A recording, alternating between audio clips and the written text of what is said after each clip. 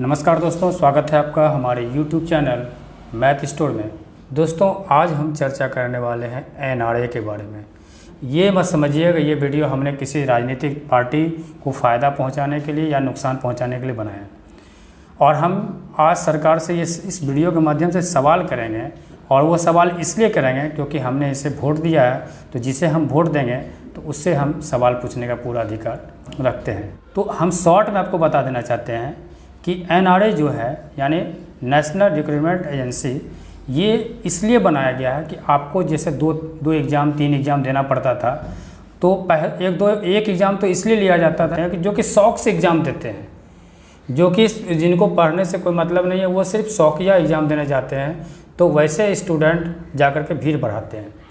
तो उस स्टूडेंट को अलग करने के लिए ये NRA बनाया गया है कि NRA के माध्यम से वैसे स्टूडेंट पहले ही साइड हो जाएंगे और बाकी जो अच्छे स्टूडेंट होंगे, जो पढ़ने वाले स्टूडेंट हैं, उनका एग्ज़ाम लिया जाएगा। दोबारा आपको एग्ज़ाम देना पड़ेगा। ये नहीं कि आप इसमें एग्ज़ाम दे दिए NRA में और आपको फिर एग्ज़ाम नहीं देना पड़ेगा। आपको रेलवे हो या जो भी एग्ज़ाम हो जिसमें 2-3 एग्ज़ाम होता था, तो आपका पहला जो एग्ज़ाम है CBT 1 जो आप जिसको कहते हैं, वो आपका क्लियर इसी से हो जाएगा।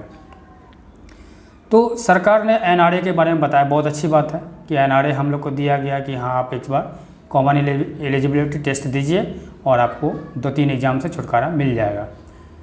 तो सरकार जब सब चीज़ को प्राइवेट कर रहा है, रेलवे को प्राइवेट किया जा रहा है, अब बैंकिंग को भी प्राइवेट करने का बात चल रहा है, तो जब आप सब कुछ प्राइवेट कर रहे हैं तो फिर नौकरी क्या चीज़ में दीजिएगा आप? ठीक है, हम एग्ज़ाम दे दिए, और इस बात का ये एग्ज़ाम देने का मतलब ये भी नहीं है कि आप नौकरी पक्का हो गया। बस एक टेस्ट लिए आप, तो टेस्ट लिए तो आप नौकरी क्या चीज़ में दीजिएगा? जब आप सब चीज़ को प्राइवेट कर रहे हैं, रेलवे प्राइवेट, बैंक प्राइवेट, तो क्या हम उसके बाहर ठेला लगाएंगे?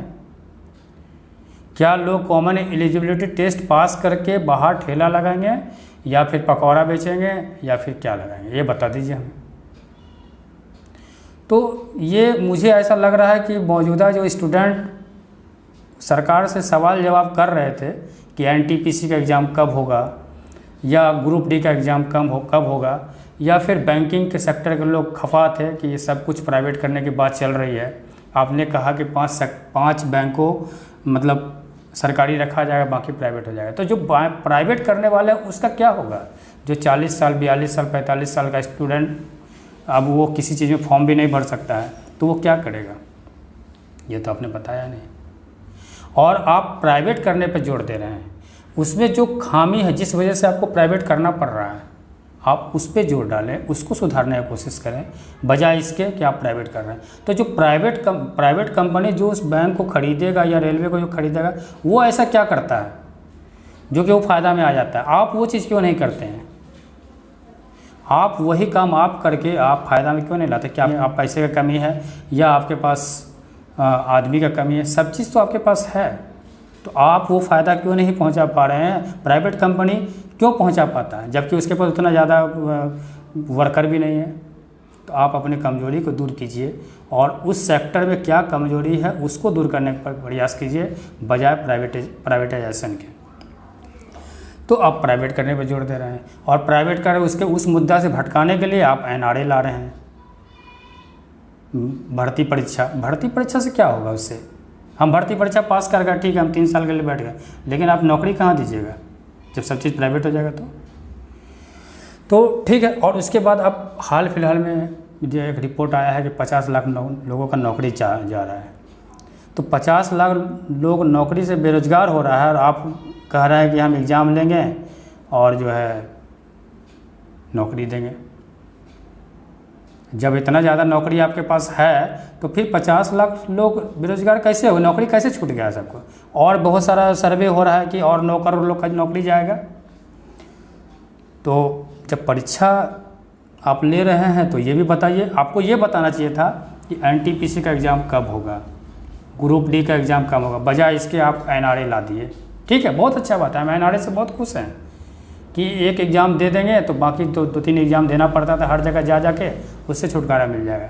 लेकिन ये जो NTPC का फॉर्म भर के 1 साल पहले 2 साल पहले से लोग भर के बैठा हुआ है, पिछले वाला एग्ज़ाम का भी अभी तक सब क्लियर नहीं हुआ, सब बच्चा का ज्वाइनिंग नहीं हुआ है, वो लोग अपने आप को अंधेरे में पा रहा है, तो उसको आप क्लियर कीजिए, उसके बारे में आप कुछ घोषणा कीजिए कि उसका ज्वाइनिंग कब होगा।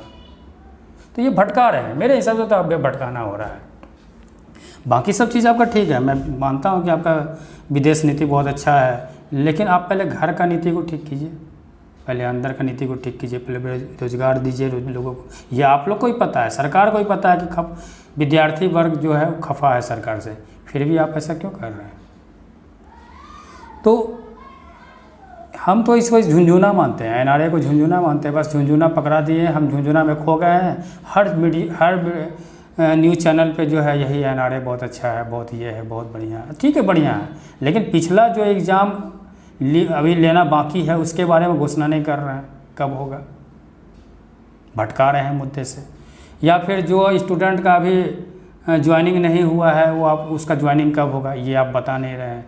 1 साल से हम लोग वेट कर रहे हैं कि अब कब एग्ज़ाम दिया जाएगा, कब एनटीपीसी का एग्ज़ाम होगा, कब ग्रुप डी का एग्ज़ाम होगा, वो तो हो नहीं रहा है। बस private private private private private, हर जगह प्राइवेट, और प्राइवेट कर दीजिए सब चीज़ को। बस अब तो स्टूडेंट तैयारी भी नहीं करना चाहता, पढ़ना भी नहीं चाहता है, तो जान रहा है कि प्राइवेट हो गया, आप तो बिजनेस ही करना है, अब सब चीज़ तो यही सब करना है, तो सरकारी नौकरी तो होगा नहीं, तो क्यों हम पढ़ेंगे? पहले तो लोग पढ़ता था कि हम जो है पढ़ करके सरकारी नौकरी लेंगे। खैर ठीक है, झुंझुना पकड़ाइए हम लोग को, हम लोग जो है इसी झुंझुना में खोए रहेंगे और आपसे सवाल नहीं करेंगे कि एनटीपीसी का एग्ज़ाम कब लीजिएगा, बेरोजगारी का जो इतना ख़राब स्थिति होते जा रहा है वो क्या होगा। नहीं, जिसका एज ख़त्म हो गया, ये जो 3-4 साल 5 साल में आप लोग इस तरह से प्राइवेट प्राइवेट प्राइवेट कर रहे हैं, इस बीच में जिसका एज ख़त्म हो गया, ठीक है, अगले सरकार कोई भी आएगी, तो जब मेरा एज ही नहीं रहेगा, जब मेरा एज ख़त्म हो गया, तो आप फिर अगला सरकार मेरे लिए नौकरी ला के भी क्या करेगा? हम क्या कर लेंगे तब, सिवाय हमारे पास ईंट पत्थर ढोने का और क्या बच जाएगा? मैं सिर्फ अपनी बात नहीं कर रहा, मैं सारे युवाओं की बात कर रहा हूँ, ठीक है।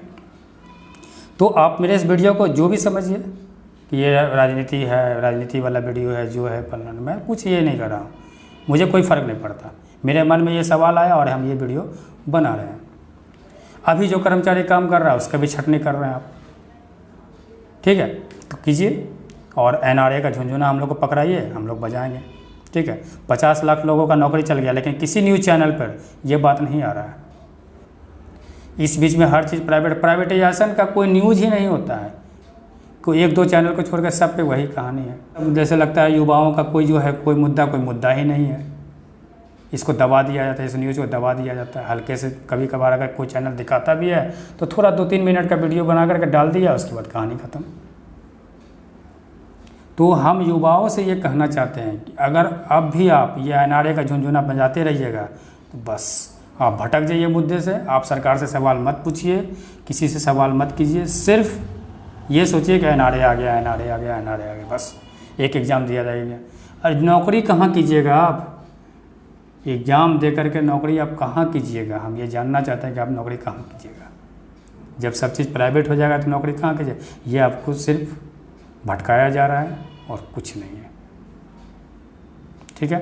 तो एनआरए लाइए, मैं सरकार से कहता हूँ बहुत अच्छा चीज़ है आपने ये एनआरए लाया, लेकिन मैं ये जानना चाहता हूँ कि आप एनटीपीसी का एग्ज़ाम कब लेंगे, ग्रुप डी का एग्ज़ाम कब लेंगे, और आपको प्राइवेटाइजेशन करने में, सब चीज़ को प्राइवेट करने में इतना मज़ा क्यों आ रहा है आपको? आप उसके में मौजूद खामियों को क्यों नहीं दूर कर रहे हैं? आप उसको प्राइवेट क्यों कर रहे हैं? सर, विनती है आपसे कि प्लीज़ प्राइवेटाइजेशन पे बहुत कम ध्यान दीजिए, थोड़ा कम सोचिए और उसमें मौजूद खामियों पे ज़्यादा रोशनी डालिए। आप क्यों ऐसा हो रहा है? क्यों वो घाटे में जा रहा है? रेलवे क्यों घाटे में जा रहा है? प्राइवेट हो जाने के बाद ऐसा क्या होगा जो उस फायदे में जाने लगेगा? वही चीज़ आप भी कीजिए। बस इन्हीं चंद शब्दों के साथ मैं विनती करता हूँ आपसे और आप लोगों से कि इस वीडियो को शेयर कीजिए, और मेरे बातों में हो सकता है कहीं त्रुटि हो, उस त्रुटि के लिए मैं माफ़ी चाहता हूँ सबसे। हो सकता है किसी का मेरे बात से दिल दुखा हो, मैं उसके लिए माफ़ी चाहता हूँ। मेरे मन में ये बात आया और मैं निर्भीक होकर अपने बातों को आपके सामने रख रहा हूँ। तो ठीक है, आप लोग एनआरए को देख करके इतना खुश मत होइए। आप ये सोचिए कि एनआरए में पास करके आप पास कर जाइएगा, ठीक है, आपको 100 में 100 नंबर आ गया, लेकिन आपको नौकरी कहाँ करना है ये आप सोच के चलिए। जय हिंद।